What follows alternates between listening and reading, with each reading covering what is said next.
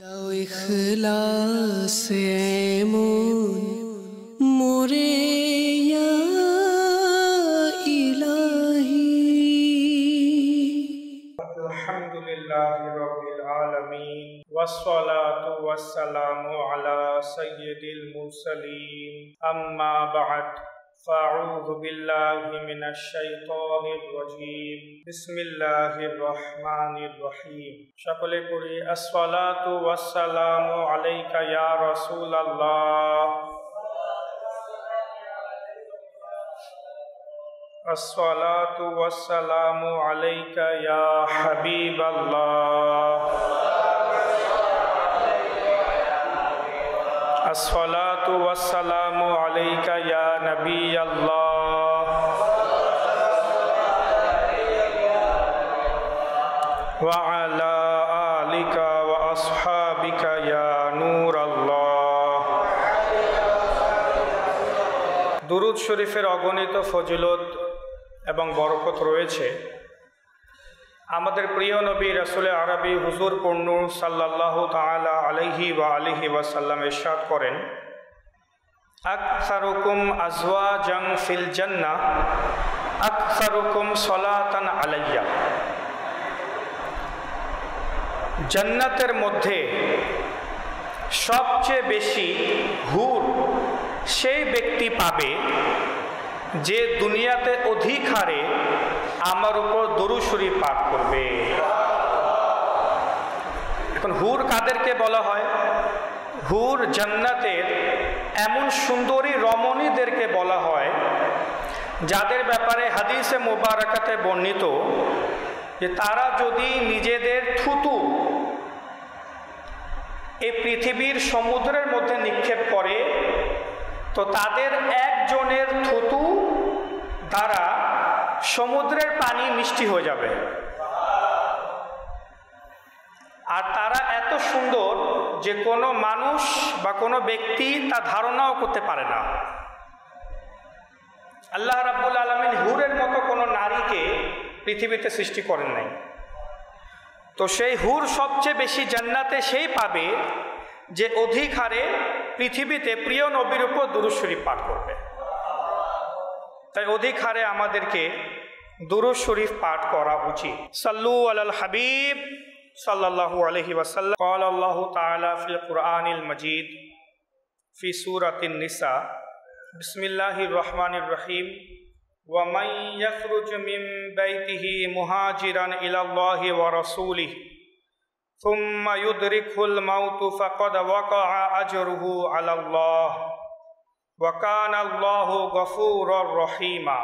অর্থ, আল্লাহ রাব্বুল আলামিন কোরআনে পাকের সূরা নিসার 100 নম্বর আয়াতে ইরশাদ করেন, ওয়া মান ইয়াখরুজ মিন বাইতিহি মুহাজিরান, আর যে ব্যক্তি মক্কা থেকে মদিনাতে হিজরত করার নিয়তে আল্লাহ এবং আল্লাহর রাসূলের প্রতি বের হয়েছে, সুম্মা ইউদরিকুল মাউত, অতঃপর তাকে মৃত্যু পেয়ে বসেছে, মাঝপথে তাকে মৃত্যু পেয়ে বসেছে, ফাকাদ ওয়াকাআ আজরুহু আলাল্লাহ, তবে তার পুরস্কার, তার প্রতিদান মহান আল্লাহ রাব্বুল আলামিনের উপর রয়েছে।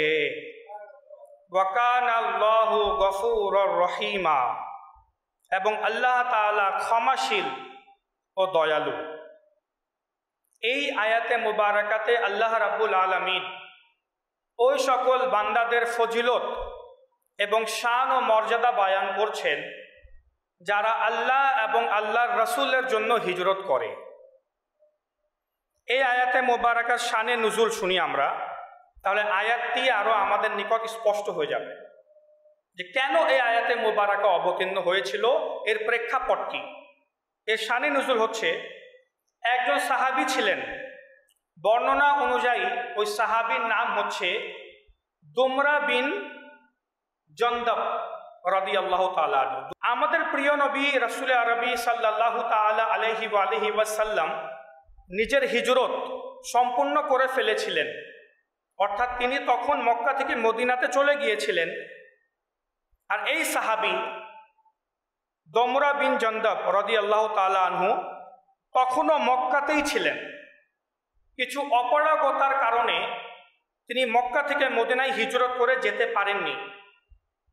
তার বয়স অনেক বেশি হয়ে গিয়েছিল এবং তিনি অনেক অসুস্থও ছিলেন, ভীষণ অসুস্থ ছিলেন। এই অবস্থায় তার অন্তর রাসূলুল্লাহ সাল্লাল্লাহু আলাইহি ওয়াসাল্লামের মহব্বতে, ভালোবাসায় ব্যাকুল হয়ে ওঠে। প্রিয় নবীর দরবারে হাজির হওয়ার তীব্র আকাঙ্ক্ষা তাকে অস্থির করে তোলে। অতঃপর তিনি ঘরের লোকজনকে বলেন যে আমার জিনিসপত্র গুছিয়ে দাও এবং আমাকে আমার আরোহণে বসিয়ে দাও, আমি মদিনাতে যাব, প্রিয় নবীর দরবারে যাব। আর কিছু বর্ণনায় এসেছে যে দমরা বিন জন্দব রাদিয়াল্লাহু তাআলা আনহু তিনি এত অসুস্থ হয়ে গিয়েছিলেন আর বয়স্কও ছিলেন যে কথাও মুখ থেকে বের হচ্ছিল না। তিনি হঠাৎ নিজের বিছানা থেকে উঠে বের হতে লাগলেন। তো পরিবার পরিজন জিজ্ঞাসা করলো, আপনি কোথায় যাচ্ছেন? ইশারা করে বললেন, আমি মদিনাতে যাচ্ছি, প্রিয় নবীর দরবারে যাচ্ছি, আমাকে আরোহণে বসিয়ে দাও। পরিবারের লোকজন তাকে থামাতে চাইলেন যে আপনি অসুস্থ, এত লম্বা সফর আপনি কিভাবে করবেন? বর্তমান যুগের মতো তো বাস, ট্রেন, উড়োজাহাজ, সামুদ্রিক জাহাজ তো আর ছিল না। তখন মানুষ উটের উপর, গাধার উপর আরোহণ করে সফর করত, আর ঘোড়াকে ব্যবহার করা হয়তো যুদ্ধক্ষেত্রে। তো যখন পরিবারের লোকজন বুঝাইল, তিনি বললেন, আমি হচ্ছি সম্পদশালী, আমি সম্পদশালী, আর আমার নিজস্ব আরোহণও আছে, সবারিও আছে। এ অবস্থায়ও যদি আমি না যাই মদিনাতে, তাহলে তাকে ঠিক হবে? অতঃপর পরিবারের লোকজন তাকে সওয়ারিতে অর্থাৎ আরোহণে বসিয়ে দিল।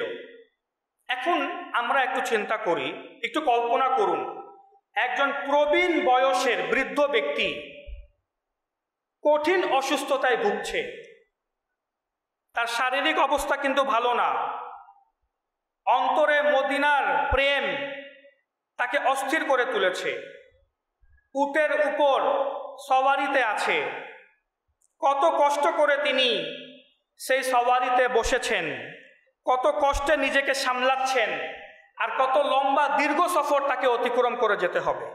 কেন প্রিয় নবীর দরবারে যাব? বর্তমান মানচিত্র অনুযায়ী 11 কিলোমিটার সফর করার পর হযরত দমরা বিন জন্দব রাদিয়াল্লাহু তাআলা আনহুর শরীর বেশি খারাপ হয়ে যায়, বেশি অসুস্থ হয়ে যান, এবং আল্লাহ রাব্বুল আলামিনের হুকুমে হযরত আজরাইল আলাইহিস সালাম উপস্থিত হলেন এবং তার রূহ কবজ করে ফেললেন। তিনি ইন্তেকাল করেন, অর্থাৎ তিনি মক্কা থেকে মদিনাতে পৌঁছাইতে পারলেন না। এই সংবাদ যখন অন্যান্য লোকেরা শুনল, তখন তার ব্যাপারে সমালোচনা করতে গিয়ে বলল, হায় আফসোস, কি দুঃখজনক বিষয়, যদি তিনি মদিনাতে পৌঁছার পর ইন্তেকাল করতেন, মদিনাতে পৌঁছার পর যদি মারা যেতেন, তাহলে তার হিজরত সম্পূর্ণ হয়ে যেত, এবং হিজরতের সওয়াবও তিনি পেয়ে যেতেন। মক্কা থেকে মদিনাতে আসার যে সওয়াব, এটাও তিনি পেয়ে যেতেন। কিন্তু বেচারা বঞ্চিত হয়ে গেল সওয়াব থেকে, মাঝপথে মারা গেল।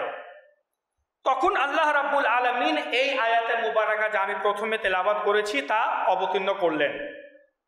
আর আয়াতে আল্লাহ তাআলা বলছেন, ওয়া মান ইয়াখরুজ মিন বাইতিহি, আর যে নিজের ঘর থেকে বের হয় হিজরতের নিয়তে, তার প্রতি আল্লাহ এবং আল্লাহর রাসূলের প্রতি যে বের হয়, এবং মাঝ পথে যার মৃত্যু চলে আসে, কোরআনের আয়াত, যার মৃত্যু চলে আসে, ফাকাদ ওয়াকা আজরুহু আলাল্লাহ, তাহলে তার পুরস্কার, তার প্রতিদান আল্লাহ রাব্বুল আলামিনের দায়িত্বে রয়েছে। এমন না, বিষয়টা কিন্তু এমন না যে মাঝপথে মরে গেল তো সওয়াব পাবে না, না, সে যেহেতু আল্লাহ এবং আল্লাহর রাসূলের প্রতি হিজরত করার নিয়তে বের হয়েছে, সওয়াবতে পাবে, তার পুরস্কার, তার সওয়াব আল্লাহ তাআলার নিকটে, এবং আল্লাহ তাআলা ক্ষমাশীল এবং দয়ালু। এই আয়াতে মোবারকা এবং এর শানে নুজুল দ্বারা আমরা কি জানতে পারলাম? এক কথায় যদি বলি, এই আয়াতে মোবারকা দ্বারা আমাদের শিক্ষণীয় বিষয় হচ্ছে যে রাসূলুল্লাহ সাল্লাল্লাহু আলাইহি ওয়াসাল্লামের দরবার, আমাদের প্রিয় নবী সাল্লাল্লাহু আলাইহি ওয়াসাল্লামের দরবার হচ্ছে মহান আল্লাহ তাআলার দরবার। প্রিয় নবীর দরবার আল্লাহ তাআলার দরবার। এই আয়াত দ্বারা আমরা শিক্ষা অর্জন করি কিভাবে? আচ্ছা বলুন তো, নিজেকে মনে মনে উত্তর দিন। হযরত দামুরা বিন জন্দাব রাদিয়াল্লাহু তাআলা আনহু যখন নিজের ঘর থেকে বের হইলেন, কি নিয়তে বের হইলেন? কোথায় যাচ্ছেন? তিনি কি এই নিয়তে বের হয়েছেন যে আমি মসজিদুন নববী শরীফে যাচ্ছি, মদিনা শহরের ওই মসজিদে যাচ্ছি যেখানে প্রিয় নবী আছে? না। তিনি কি এই নিয়তে বের হয়েছেন যে আমি রিয়াজুল জান্নাতে গিয়ে নামাজ পড়ব, যে রিয়াজুল জান্নাতে নামাজ পড়লে জান্নাতে নামাজ পড়ার সওয়াব পাওয়া যাবে, যে রিয়াজুল জান্নায় নামাজ পড়লো সে এমন যেন জান্নাতে নামাজ পড়েছে? তো সে কি রিয়াজুল জান্নাত নিয়তে তিনি বের হয়েছিলেন? তিনি কি মদিনা শহর দেখার জন্য নিজের ঘর থেকে বের হয়েছিলেন? না। ওই সাহাবী নিজের ঘর থেকে বের হয়েছেন কেন? হাদিসে মোবারকাতে যে আরবি শব্দাবলী, হাদিসে যে আরবি শব্দাবলী ব্যবহার হয়েছে তা হচ্ছে ইউরিদুন নবিয়্যা সাল্লাল্লাহু আলাইহি ওয়াসাল্লাম। যে ওই সাহাবী শুধু নিয়ত করেছিলেন একটাই, যে আমি প্রিয় নবী সাল্লাল্লাহু আলাইহি ওয়াসাল্লামের দরবারে উপস্থিত হব। তার নিয়ত ছিল আমি প্রিয় নবীর সান্নিধ্য পাব, আমি প্রিয় নবীর সংস্পর্শে বসব, আমি প্রিয় নবী সাল্লাল্লাহু আলাইহি ওয়াসাল্লামের জিয়ারত লাভ করব। এই নিয়তেই তিনি সফর করেছিলেন। মদিনার নিয়তও তিনি করেন নাই। প্রিয় নবী যদি মদিনা ব্যতীত অন্য শহরে যেতেন, ওই সাহাবী অন্য শহরেও চলে যেতেন, কারণ ওই সাহাবীর নিয়ত ছিল শুধু মদিনাতে যাওয়ার, মদিনাতে গিয়ে প্রিয় নবীর দিদার লাভ করার, সান্নিধ্য পাওয়ার, প্রিয় নবীর দরবারে যাওয়ার। এখানে সাহাবী নিয়ত করছে যে আমি যাচ্ছি প্রিয় নবীর দরবারে, আর আল্লাহ তাআলা কোরআনে আয়াত নাজিল করছেন যে যাবে আল্লাহ এবং আল্লাহর রাসূলের প্রতি। সাহাবী যাচ্ছে নবীর দরবারে, আর আল্লাহ বলছে যে যাবে আমার দরবারে। সাহাবী যাচ্ছে নবীর দরবারে, বুঝবেন। আল্লাহ বলছেন মুহাজিরান ইলাল্লাহ ওয়া রাসূলিহি, যে আল্লাহর প্রতি যাচ্ছে এবং আল্লাহর রাসূলের দিকে যাচ্ছে। তো বোঝা গেল কি, যে নবীর দরবারে যাওয়া মানে আল্লাহ তাআলার দরবারে যাওয়া। নবীর দরবারে উপস্থিত হওয়া মানে আল্লাহ তাআলার দরবারে উপস্থিত হওয়া। আর আল্লাহর দরবারে যাওয়া কি গুনাহের কাজ? আল্লাহর দরবারে যাওয়া তো সওয়াবের কাজ। আরে আল্লাহ তাআলার দরবারে সওয়াব হবে না তো আর কোথায় সওয়াব হবে? আর যেহেতু আল্লাহ তাআলা বলে দিয়েছেন যে আমার নবীর দরবারে উপস্থিত হবে, সে যেন আল্লাহর দরবারে উপস্থিত হয়েছে, যেহেতু আল্লাহ বলে দিয়েছেন, তো বোঝা গেল নবীর দরবারে উপস্থিত হওয়া সওয়াবের কাজ। নবীর দরবারে উপস্থিত হওয়া স্বয়ং নিজেই একটি ইবাদত, নিজেও একটি নেকির কাজ। তাই ওই সাহাবী যখন প্রিয় নবীর মহব্বত ও ভালোবাসায় প্রিয় নবীর জিয়ারতের জন্য যখন সফরের উদ্দেশ্যে বের হয়েছেন, তখন আল্লাহ তাআলা এটাকে ধরে নিলেন যে সে আমার দরবারের জন্যই বের হয়েছে। তাই আল্লাহ তাআলা খুশি হয়ে, যদিও বা মাঝপথে তিনি ইন্তেকাল করে গেলেন, কিন্তু খুশি হয়ে আয়াতে মোবারকা নাযিল করে দিলেন যে যে আমার দরবারের জন্য বের হয়েছে তার সওয়াব তো আমার কাছেই, তাকে আমি সওয়াব অবশ্যই দিব। এটা হচ্ছে প্রিয় নবী সাল্লাল্লাহু আলাইহি ওয়াসাল্লামের দরবারে মদিনাতুল মুনাওয়ারাতে রওজায়ে রাসূলের সামনে উপস্থিত হবার সওয়াব। ওই সকল হাজীগণ বা সারা বছর উমরার নিয়তে যারা মদিনাতুল মুনাওয়ারাতে গিয়ে উপস্থিত হয় এবং প্রিয় নবীর রওজা শরীফ জিয়ারত করে, তাদের সওয়াব স্বয়ং আল্লাহ রাব্বুল আলামিনের কাছে থাকে। আল্লাহ তাআলা খুশি হন এবং তাদেরকে সওয়াব প্রদান করেন।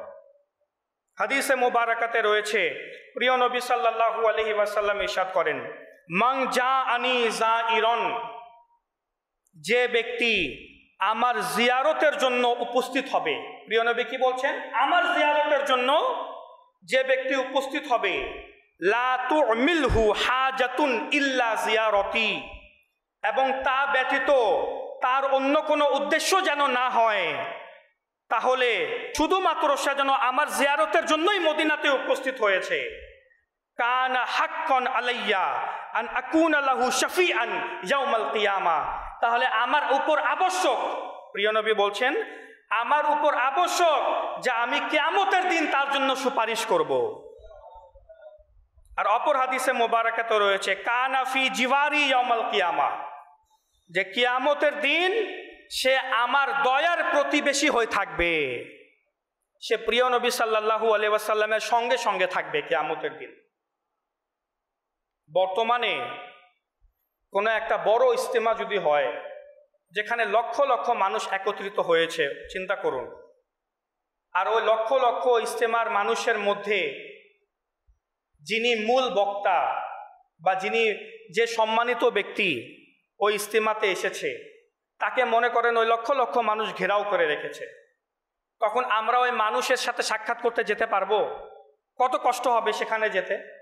হাদিসে মোবারকাতে রয়েছে যে কিয়ামতের দিন 70,000 ফেরেশতা প্রটোকল স্বরূপ হুজুর সাল্লাল্লাহু আলাইহি ওয়াসাল্লামকে ঘেরাও করে রাখবে। প্রিয় নবীকে চারোদিক থেকে গোলাকৃতি ভাবে 70,000 ফেরেশতা, নুরানি ফেরেশতা প্রিয় নবীকে ঘেরাও করে রাখবে। তার উপর দিয়ে আদম আলাইহিস সালাম থেকে শুরু করে কিয়ামত পর্যন্ত যত মানুষ পৃথিবীতে আসবে, সকল মানুষের একটাই আকাঙ্ক্ষা থাকবে প্রিয় নবীর নিকটে যাওয়া, প্রিয় নবীর কাছাকাছি যাওয়া। কেন? কারণ যে ব্যক্তি প্রিয় নবীর কাছাকাছি যেতে পারবে সে নাজাত পাবে, কারণ প্রিয় নবীর উপর আল্লাহর রহমত বর্ষণ হচ্ছে, প্রিয় নবী সুপারিশ করবে। তো সবার ইচ্ছা একটাই, প্রিয় নবীর দরবারে যাওয়া, প্রিয় নবীর কাছাকাছি যাওয়া। এমন পরিস্থিতিতে আমার এবং আপনার অবস্থা কি হবে, যেখানে কত কোটি হাজার লক্ষ কোটি মানুষ উপস্থিত, কিয়ামতের তো সব মানুষ উপস্থিত থাকবে। বর্তমানেই তো ধরে নেন 800 কোটি মানুষ পৃথিবীতে রয়েছে, 800 কোটি। তো আদম আলাইহিস সালাম থেকে শুরু করে এখন পর্যন্ত কত মানুষ আছে পৃথিবীতে, আর কিয়ামত পর্যন্ত কত মানুষ আসবে, সবাই কিয়ামতের দিন থাকবে। আর সবাই প্রিয় নবীর মর্যাদা দেখে সবাই প্রিয় নবীর পিছনে দৌড়াবে যে প্রিয় নবী আমার সুপারিশ করে দেন। তখন ওই ব্যক্তিরাই প্রিয় নবীর কাছে যেতে পারবে, প্রিয় নবীর প্রতিবেশী হয়ে প্রিয় নবীর কাছে কাছে থাকবে, যারা এই দুনিয়াতে প্রিয় নবীর রওজা মুবারকের জিয়ারতের নিয়তে বা প্রিয় নবীর জিয়ারতের নিয়তে মদিনাতুল মুনাওয়ারাতে উপস্থিত হয়, তারা প্রিয় নবীর সংস্পর্শে থাকবে কিয়ামতের দিন।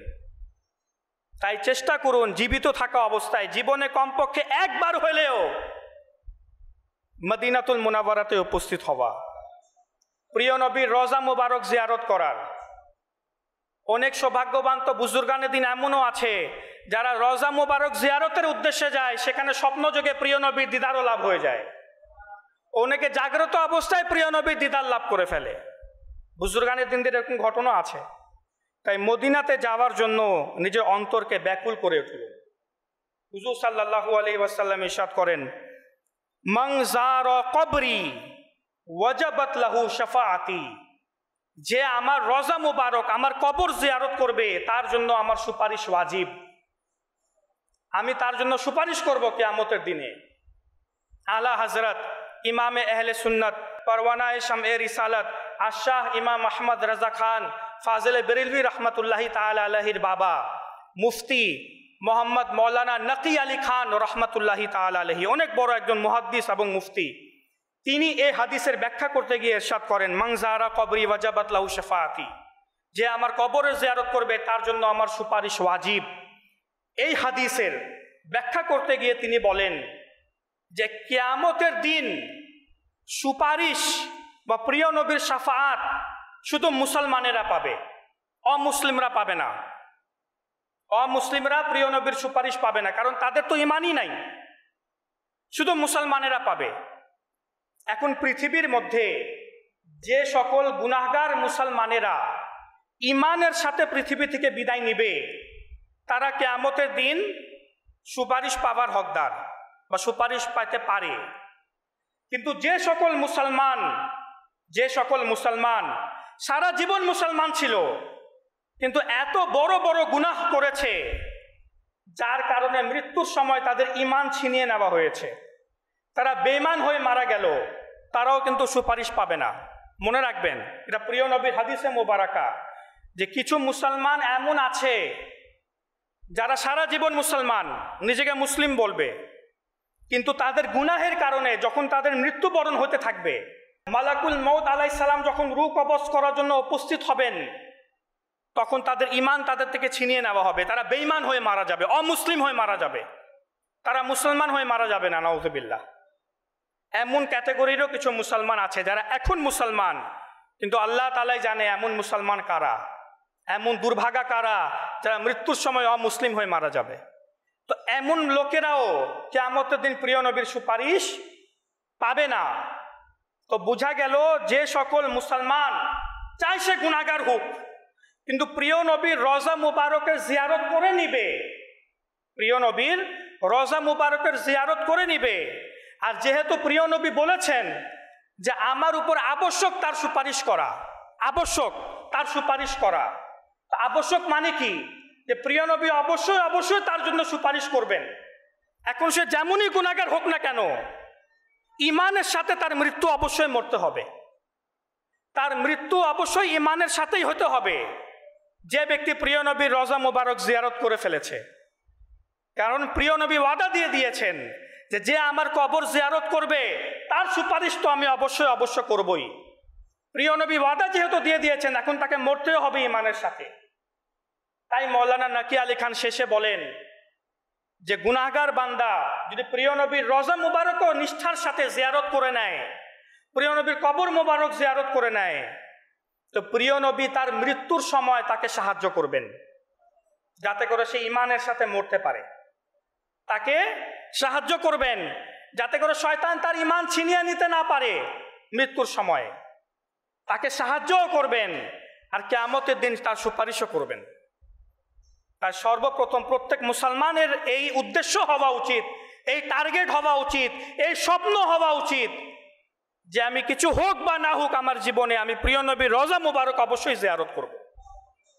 তাহলে ইনশাআল্লাহ প্রিয় নবীর সুপারিশ দ্বারা আমি ধন্য হব। আচ্ছা, আরেকটি ব্যাখ্যা শুনুন এই হাদিসে মোবারকার, যে আমার রওজা জিয়ারত করবে তার জন্য আমার সুপারিশ ওয়াজিব, তাকে আমি সুপারিশ করব। আপনি জানেন কিয়ামতের দিন কারা কারা সুপারিশ করবে? নবী রাসূলগণ তারা সুপারিশ করবেন, ফেরেশতারা, বড় বড় বিশিষ্ট ফেরেশতারা তারাও সুপারিশ করবেন, উলামায়ে কেরামগণ সুপারিশ করবেন, হাফিজানে কেরাম যারা বা আমল হাফিজ, কোরআনের হাফিজ বা আমল আমলদার, তারাও সুপারিশ করবে। আমলদার হইতে হবে, উলামায়ে কেরামদেরও আমলদার হইতে হবে, তারাও সুপারিশ করবেন। ফেরেশতারা, নবী রাসূলগণ এবং যাকে আল্লাহ তাআলা অনুমতি দিবেন এমন বান্দারাও সুপারিশ করবে, অলিয়ায়ে কামিলিনগণ সুপারিশ করবে। কিন্তু প্রিয় নবী কি বলছেন? যে আমার রওজা জিয়ারত করবে, আমার কবর যে জিয়ারত করবে তার সুপারিশ স্বয়ং আমি নিজে করব। সবাই সবাইকে সুপারিশ করছে, যাকে আল্লাহ তাআলা মনোনীত করেছেন তারা সুপারিশ করে যাচ্ছে, কিন্তু ওই ব্যক্তির অবস্থা কি হবে যাকে স্বয়ং প্রিয় নবী সাল্লাল্লাহু আলাইহি ওয়াসাল্লাম সুপারিশ করে করে জান্নাতে নিয়ে যাচ্ছে, যে একে ক্ষমা করে দাও, এর ব্যাপারে আমি সুপারিশ করছি, নিয়ে চলে যাচ্ছে। আর জানেন কিয়ামতের দিন যাকে প্রিয় নবী সুপারিশ করবে এমনই কিছু দৃশ্যাবলী আছে হাদিসে মোবারকাতে যে জাহান্নামীকে টেনে হেঁচড়ে ফেরেশতারা নিয়ে যাচ্ছে, জাহান্নামীকে টেনে হেঁচড়ে ফেরেশতারা নিয়ে যাচ্ছে। হুজুর সাল্লাল্লাহু আলাইহি ওয়াসাল্লাম দৌড়ে এসে তাকে স্পর্শ করবেন, আমার এই উম্মতকে ছেড়ে দাও, এ আশিকে রাসূল ছিল, এ আমার উপর অধিকারে দুরূদ শরীফ পড়তো, এ আমার সুন্নাতকে উপর আমল করতো, এ দ্বীনি কাজ করতো, ইবাদত করতো, আমার উম্মতকে ছেড়ে দাও। শুধু স্পর্শ করবে এসে, ফেরেশতারা তাকে ছেড়ে দিবে, সাথে সাথে তাকে ছেড়ে দিবে, তাকে আর স্পর্শ করার আর সাধ্য নাই ফেরেশতাদের, যাকে প্রিয় নবী স্পর্শ করে নেবেন। আলা হযরত রহমাতুল্লাহি তাআলা আলাইহি অনেক সুন্দর কথা বলেন, क्या ही ज़ौक़ अफ़ज़ा शफ़ाअत है तुम्हारी वाह वाह, कर्ज लेती है गुनाह परहेजगारी वाह वाह। এর অর্থ হচ্ছে, আলা হযরত কত সুন্দর কথা বলছেন যে কিয়ামতের দিনে যখন নেককার বান্দারা দেখবে, কারা? পরহেজগার, নেককার, মুত্তাকি বান্দা, জান্নাতি বান্দারা, যাদেরকে বলা হবে বিনা হিসাব নিকাশে জান্নাতে চলে যাও, বা যাদের আমলের পাল্লা এত ভারী হবে যে ঘোষণা দেওয়া হবে তোমরা জান্নাতি যাও, জান্নাতে চলে যাও। ওই জান্নাতি বান্দারা দেখবে, এই দেখো গুনাহগার বান্দাদেরকে প্রিয় নবী কিভাবে সুপারিশ করে করে নিয়ে যাচ্ছে।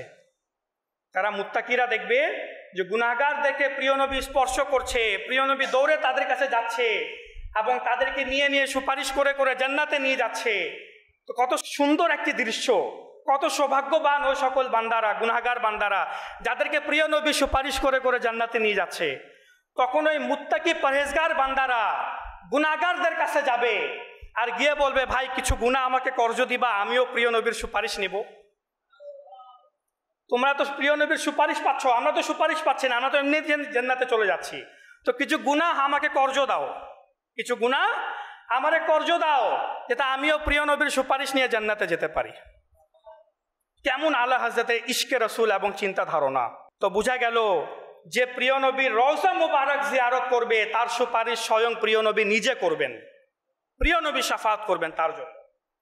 তো একজন মুসলমানের জন্য কত ইম্পর্টেন্ট, কত জরুরি তার জীবদ্দশায় একবার প্রিয় নবীর রওজা মুবারক জিয়ারত করা। কি করা উচিত না?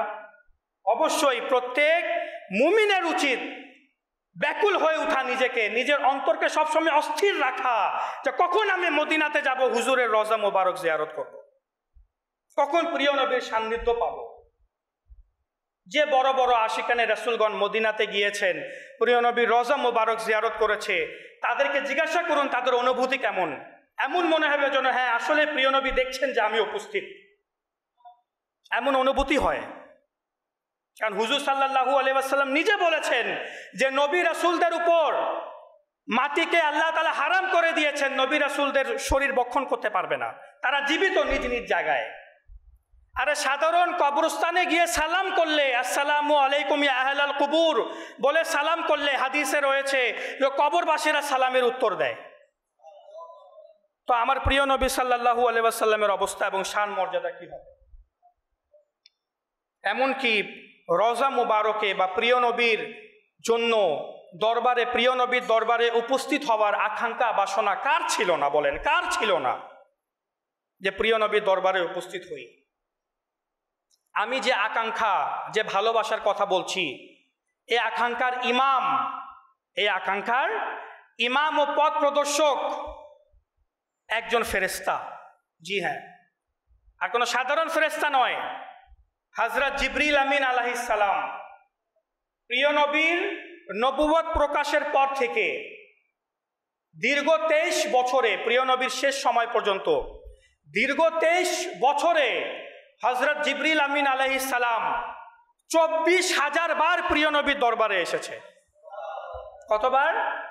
24,000 বার প্রিয় নবীর দরবারে এসেছে। অথচ এতগুলো আয়াতও নাজিল হয় নাই। কোরআনে পাকের আয়াত তো কম, এর চেয়ে কম, কিন্তু তিনি হাজিরি দিয়েছেন 24,000 বার। তার মানে বোঝা গেল ওহী ছাড়াও তিনি আরো আসতেন প্রিয় নবীর দরবারে, প্রিয় নবীর সাক্ষাৎ লাভের জন্য, প্রিয় নবীর সান্নিধ্য পাওয়ার জন্য।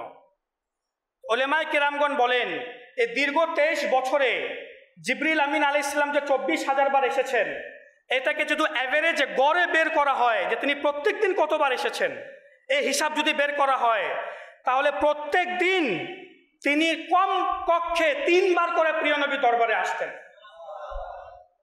জিবরিল আমিন আলাইহিস সালামের স্থান হচ্ছে সিদরাতুল মুনতাহা। কোথায়?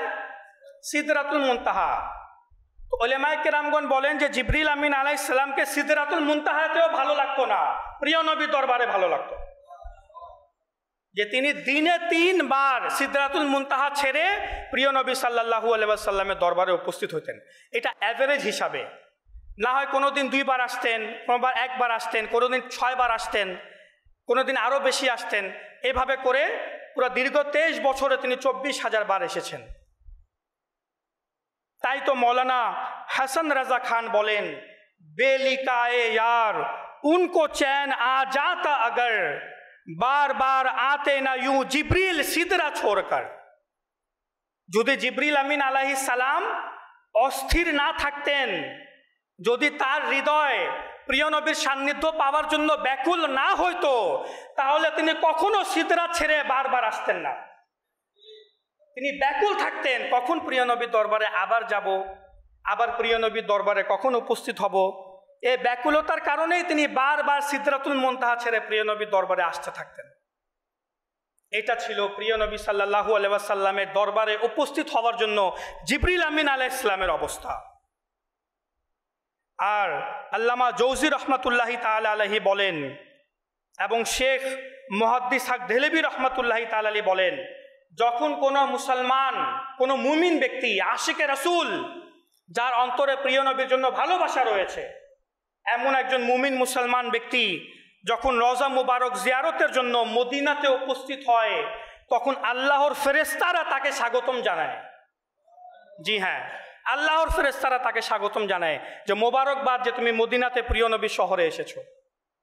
হুজুর সাল্লাল্লাহু আলাইহি ওয়াসাল্লাম যখন মদিনাতে উপস্থিত হন, মদিনাতে পৌঁছান হিজরত করে, মক্কা ছেড়ে যখন মদিনাতে আসেন, তো বুখারী শরীফের হাদিস আর মুসলিম শরীফের হাদিস আর অন্যান্য সিয়াসিত্তার হাদিসের কিতাবেও এসেছে যে প্রিয় নবী তখন দোয়া করেন আল্লাহর কাছে, প্রার্থনা করেন। কি প্রার্থনা জানেন? এটা সিয়াসিত্তার হাদিস। প্রিয় নবী প্রার্থনা করে বলেন যে হে আল্লাহ, তুমি যে বরকত, যে রহমত, তোমার যে দয়া তুমি মক্কায় অবতীর্ণ করেছো, এর 2 গুণ রহমত তুমি মদিনাতে দান করো, এর 2 গুণ বরকত তুমি মদিনাতে দাও, তোমার এর 2 গুণ দয়া তুমি মদিনাতে দাও। এই কারণে আপনি দেখবেন যখন মক্কাতুল মুকাররমাতে, আল্লাহ তাআলা আমাদের সকলকে যাবার সৌভাগ্য দান করুক, যখন মক্কাতে যাবেন উমরার নিয়তে বা হজে, খুব শান্তি লাগবে, খুব ভালো লাগবে। কিন্তু যখন মক্কার পর মদিনাতে যাবেন আরো 2 গুণ বেশি ভালো লাগবে। মক্কাতে উমরা করবেন, তাওয়াফ করবেন, সাই করবেন, হজ করলে হজের কার্যক্রম সম্পূর্ণ করবেন, সবগুলো ভালো লাগবে। কিন্তু যখন মক্কা ত্যাগ করে যখন মদিনাতে যাবেন, তখন আলাদা শান্তি লাগবে, আপনাকে অন্যরকম শান্তি লাগবে। অথচ মক্কাতে কোনো কার্যক্রম নাই, মক্কাতে গিয়ে 5 ওয়াক্ত নামাজ যেভাবে পড়তে হয় সেভাবে পড়বেন। হ্যাঁ, যখন নবীজির রওজা মুবারকের হাজিরি দিবেন, তখন মনে হবে জীবনের সবচেয়ে মূল উদ্দেশ্য আপনি পেয়ে গিয়েছেন, আপনার স্বপ্ন আপনি পেয়ে গিয়েছেন, এত শান্তি আপনাকে অনুভূতি হবে। এই কারণে সকল সাহাবায়ে কেরাম হিজরত করে সবাই মদিনাতে চলে গিয়েছে প্রিয় নবীর সান্নিধ্য পাওয়ার জন্য।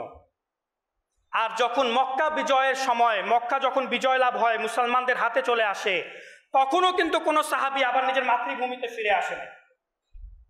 এমন না যে মক্কাতে এখন আমাদের মালিকানা, মক্কা এখন মুসলমানদের হাতে, ঠিক আছে মদিনা ছেড়ে এখন মক্কাতে চলে যাই, না। যেহেতু প্রিয় নবী মদিনাতেই চলে এসেছে, সকল সাহাবায়ে কেরাম তখন মদিনাতেই রয়ে গেলেন। সকল সাহাবায়ে কেরামের, বেশিরভাগ সাহাবায়ে কেরামের মাজার জান্নাতুল বাকিতে রয়েছে। আর মদিনা ছেড়ে তারা মক্কাতে যান নাই। কেন? কারণ মদিনার কথাই আলাদা, মদিনার স্বাদ, মদিনার অনুভূতি, রহমত, বরকতের কথাই আলাদা। যেহেতু হুজুর সাল্লাল্লাহু আলাইহি ওয়াসাল্লাম দোয়া করে দিয়েছেন যে আল্লাহ মক্কার থেকে বেশি রহমত তুমি মদিনাতে দাও, আল্লাহ তাআলা প্রার্থনা কবুল করলেন। আর শুধু তাই নয়, প্রিয় নবীর এটাও প্রার্থনা যে হে আল্লাহ, তুমি মক্কাকে ইব্রাহিম আলাইহিস সালামের জন্য হেরেম বানিয়েছো, হেরেম, ইব্রাহিম আলাইহিস সালামের জন্য তুমি মক্কাকে হেরেম বানিয়েছো, আমার জন্য মদিনাকে হেরেম বানিয়ে দাও। আল্লাহ তাআলা এই প্রার্থনাও কবুল করলেন। এখন মক্কাও হেরেম শরীফ, মদিনাও হেরেম শরীফ। তো মদিনার গুরুত্ব এবং মর্যাদা কত বেশি। অনেক সৌভাগ্যবান আশিকে রাসূলগণ আছে যারা এখন হজের পর মদিনাতে অবস্থান করেছেন বা করছেন। অনেকে আছে যারা হজের পূর্বে মদিনাতে হাজিরি দিয়েছেন, প্রিয় নবীর রওজা মুবারকে হাজিরি দিয়েছেন।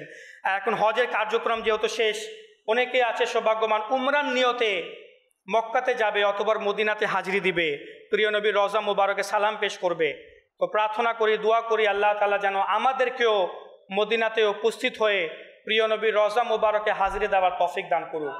আর এই আকাঙ্ক্ষা বাসনা যেন আল্লাহ তাআলা আমাদের অন্তরেও সৃষ্টি করে দেয়। এই ইশক, ভালোবাসা, একটা ব্যাকুলতা, অস্থিরতা যে আমি কখন মদিনাতে যাব। অনেকে চিন্তা করে কখন থাইল্যান্ড যাব, নাউযুবিল্লাহ, কখন কানাডা যাব, কখন অমুক দেশে যাব, কখন ভিয়েতনাম যাব, এভাবে অনেকে স্বপ্ন দেখে। এগুলো স্বপ্নতে কী লাভ? যাবেন, আসবেন, টাকা খরচ হবে, কিছুদিন দেখবেন দৃশ্য বলি সুন্দর সুন্দর, ভালো লাগবে, চলে আসবেন, টাকা শেষ, মনে হবে টাকা কোথায় উড়াই চলে আসলাম। কিন্তু যখন মদিনাতে যাবেন তখন আত্মতৃপ্তি পাবেন, শান্তি পাবেন, প্রশান্তি পাবেন। স্বপ্ন দেখতে হলে বড় স্বপ্ন দেখুন, যা দুনিয়া এবং আখিরাতে 2 জায়গায় আপনাকে কামিয়াবি দিবে। আল্লাহ রাব্বুল আলামিন আমাদেরকে যা শুনেছি এর উপর আমল করার তৌফিক দান করুক। আমিন বিজাহিন নবীল আমিন সাল্লাল্লাহু তাআলা আলাইহি ওয়া আলিহি ওয়াসাল্লাম। সাল্লু আলাল হাবিব সাল্লাল্লাহু আলাইহি ওয়াসাল্লাম। দাও ইখলাসে এমন মোরে